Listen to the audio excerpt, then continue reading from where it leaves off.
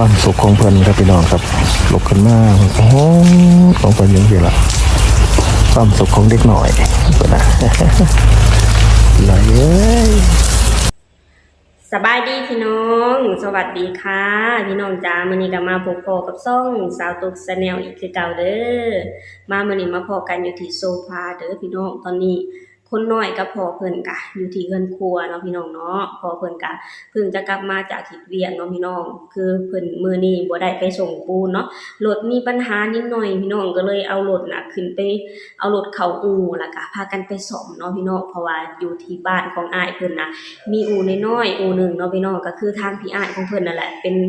คนแปลงเป็นคนซ่อมเนาะพี่น้องเนาะแล้วก็ทางบ่าวดอนเพิ่นก็เลยไปซ่อมน้ำเพิ่นไปแปลงน้ำเพิ่นเนาะพี่น้องมื้อนี้ก็เลยบ่ได้ไปส่งปูนเนาะพี่น้องพยายามอยากซ่อมให้มันแล้วภายในมื้อนี้กับมื้ออื่นเนาะเพราะว่าวันจันทร์ก็จะได้เที่ยวแล้วก็ไปส่งปูนเนาะพี่น้องแต่ว่ามื้อนี้บ่แล้วพี่น้องมื้ออื่นน่ะจะไปต่อเนาะพี่น้องเนาะไปเบิดมื้อแล้วพี่น้องไปตั้งแต่เช้าๆเนาะพี่น้องแปลงนี่ยังบ่แล้วจนตอนนี้ก็ประมาณ 2 ทุ่มกว่าๆแล้วพี่น้องเพิ่งจะกลับมาฮอดบ้านฮอดเรือนเนาะพี่น้องเนาะ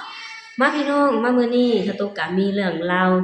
ดีๆเรื่องราวน่ารักๆของครอบครัวศิวิไลมาให้ทางพ่อแม่ได้รับได้ชมคือเก่าแหละพี่น้องคือเฮาเนาะพี่น้องเฮาเป็น FC ของครอบครัวศิวิไลเฮาก็คอยติดตามข่าวความเคลื่อนไหวของครอบครัวศิวิไลอยู่ตลอดเวลานั่นแหละพี่น้องบ่ว่าจะเฮ็ดหยังก็แล้วแต่เนาะพี่น้อง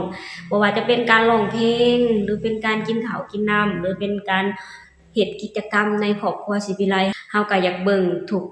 การเคลื่อนไหวของครอบครัวศิวิไลเนาะพี่น้องเนาะคือมื้อนี้สตุกเองก็บ่มีหยังหลายเนาะพี่น้องจะเอาความน่ารักของครอบครัวศิวิไลมาฝากทางพ่อแม่ FC เบิดทุกคนเนาะพี่น้องความน่ารักของน้องธิดาราศิวิไลของเฮานั่นแหละเนาะพี่น้องเนาะคือมื้อนี้ทางน้องเพิ่นก็บ่มีงานการแสดงเนาะพี่น้องแต่ว่ามีอยู่ในพี่น้องมื้อนี้ตอนกลางวันน่ะทางครอบครัวศิวิไลก็พากันไลฟ์สดอยู่เนาะพี่น้องเนาะพากันร้องเพลงเนาะพี่น้องแต่ว่ามื้อนี้ตัวเองก็จะพาพ่อแม่พี่น้องมารับมาชมความเคลื่อนไหวหรือความน่ารักของธิดาน้อยของเฮาแหละพี่น้องธิดาน้อยของเฮาก็เป็นเด็กน้อยธรรมดาคนหนึ่งเนาะพี่น้องเนาะอายุแค่12 ปีเนาะแต่ว่าน้องเป็นเด็กน้อยที่ฮู้ความพี่น้องเป็นเด็กน้อยที่ขยันหมั่นเพียรเป็นเด็กน้อยที่ดุเป็นเด็กน้อยที่บ่อยู่เฉยเนาะพี่น้องเนาะคือในแต่ละมื้อน้องน่ะจะช่วยเวียกช่วยงานครอบครัวเนาะพี่น้องช่วยเวียกช่วยงานพ่อแม่เนาะในแต่ละมื้อทุกเช้าบางมื้อน้องตื่นมาน้องก็กวาดหน้าบ้านกวาดเรือนบางมื้อน้องก็ตื่นมาฮดดอกไม้ฮดกกไม้ให้ทางพ่อเนาะพี่น้องบางมื้อก็พาควายน้อยไปอาบน้ำพาควายน้อยไปกินนมเนาะพี่น้องก็จะเป็นประมาณนี้เนาะพี่น้องเห็นในมุมความน่ารักของธิดาน้อยของเฮาล่ะค่ะเป็นตาฮักเป็นตาแพงเนาะพี่น้องเด็กน้อยแค่อายุ11-12 ปีพี่น้องบางคนน่ะเขาเจ้าบ่ได้สนใจนำเวียกนำงานเด้พี่น้องบางคนน่ะสนใจแต่กับการเล่นโทรศัพท์สนใจแต่ไปเล่นกับหมู่กับครูเนาะพี่น้องบ่สนใจนำเวียกนำงานเนาะพี่น้องแต่ว่าน้องธิดาน้อยของเฮาน่ะเป็นเด็กน้อยที่ฮู้ความเนาะพี่น้องเฮ็ดเวียกช่วยพ่อช่วยแม่เฮ็ดเวียกช่วยยายรุ่นเนาะพี่น้องยันพ่อแม่เมื่อยเนาะพี่น้องอีหยังที่พอแบ่งเบาภาระของพ่อของแม่ได้น้องก็ช่วยเนาะพี่น้องช่วยทุกอย่างพี่น้องแบ่งเบาทุกอย่างล้างถ้วยล้างจานนึ่งข้าวนึ่งน้ำเนาะพี่น้องช่วยทุกเห็นแล้วก็แบบว่าเป็นตาฮักเป็นตาแพงในตัวเด็กน้อยคนนี้เนาะพี่น้องเห็นแล้วแล้วก็เด็กน้อยคนนี้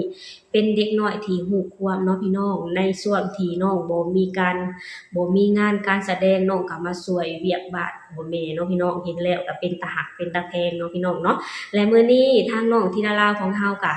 ทางพ่อทางแม่เพิ่นจะไปเอาดินหรือเปล่าเนาะพี่น้องเนาะสตุกก็ได้ยินน้องเพิ่นเว้าเนาะเพิ่นถามทางพ่อปู่ว่าพ่อจะไปเอาดินใช่ไหมเพิ่นบอกแล้วเพิ่นบอกว่าถ้าหากว่าพ่อกลับมาบ้านจะสะอาดแน่นอนเนาะพี่น้องเพราะว่าเพิ่นนะจะนึ่งข้าวนึ่งน้ำแล้วก็เพิ่นก็จะมาเมียนเฮือนเมียนซานรอพ่อรอแม่เนาะพี่น้องเพราะว่าเห็นพ่อเห็นแม่ไปทำงานเหนื่อยนะพี่น้องมีอีหยังที่แบ่งเบาน้องก็อยากแบ่งเบาเนาะพี่น้องเนาะก็จะเป็นประมาณนี้เนาะพี่น้องเห็นแล้วก็เป็นตาฮักเป็นตาแพงเนาะพี่น้องเนาะพี่น้องเดี๋ยวเฮาไปชมคลิปบางช่วงบางตอนของธิดาน้อยของเฮาเนาะพี่น้องช่วยพ่อช่วยแม่ช่วยยายรุ่นเฮ็ดเวียกเฮ็ดงานเนาะพี่น้องเนาะพี่น้องเดี๋ยวเฮาไปชมคลิปนี้นำกันเลยเด้อนี่ล่ะเป็นอะไรคะเฮ้ยหนึ่งเขาเลยยังก่อนเลยเอาฮักที่สุดใจโอ้อันนี้ให้เพิ่นนึ่งเขาเอาแป้งหวานมาเสิร์ฟได้ทำไปให้แล้วเอาเขามันจุกแล้วลูกเด้อโอ้เฮ็ดเป็นแท้ตัว โอ้สุดยอดที่ดาเล่านะ ป้าไม่เคย คอมเมนต์ธรรมดาเนี่ยบ่เคยเห็นหนึ่งเขาจักเทียเว้ย บ้าหาบ่บาท ที่เด้อ หนึ่งรู้กระ พ่อ โดด พู อยู่ กับแม่เพิ่งไปเอาดินใช่ไหมคะ อ่าก ลับมาบ้านจะสะอาด เหรอโอเคเอาความสุขของเพิ่นครับพี่น้องครับลุกขึ้นมาโอ้ของเพิ่นยังสิล่ะความสุขของเด็กหน่อยเพิ่นน่ะไหลเอ้ยดอกไม้ก็งามต้นก็งามเพิ่นว่าเพิ่นหย่องเจ้าของ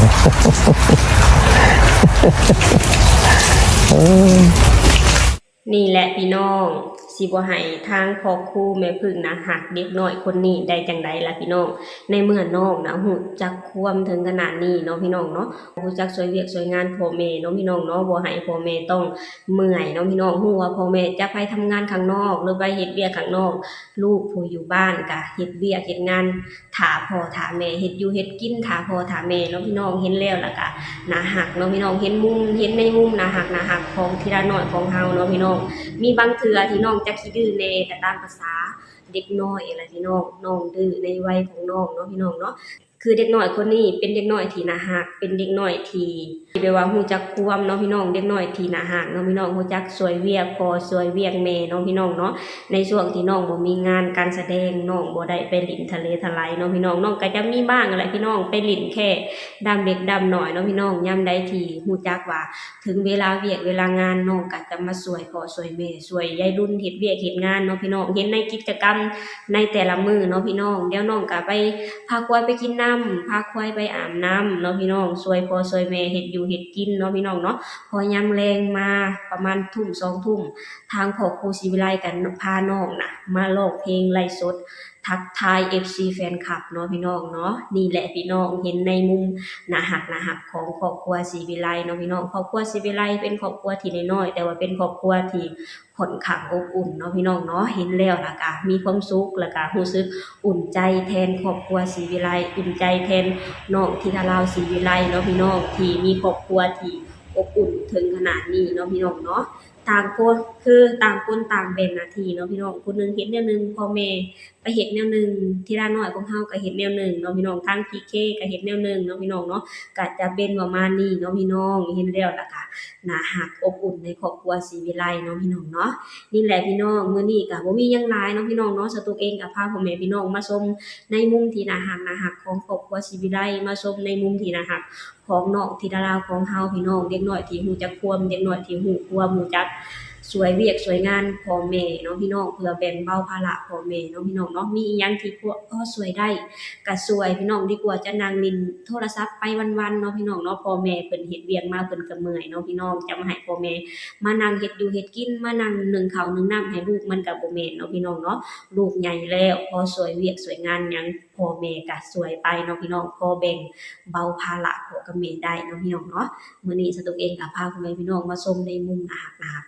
ของครอบครัวศรีวิไลเนาะพี่น้องเนาะโอเคพี่น้องสำหรับคลิปนี้สตุกเองก็จะขอจบลงเท่านี้ก่อนเด้อฝากให้พี่น้องช่วยกดไลค์กดแชร์กดติดตามในช่องสาวตุก Channel เนี่ยเด้อสบายดีสวัสดีค่ะ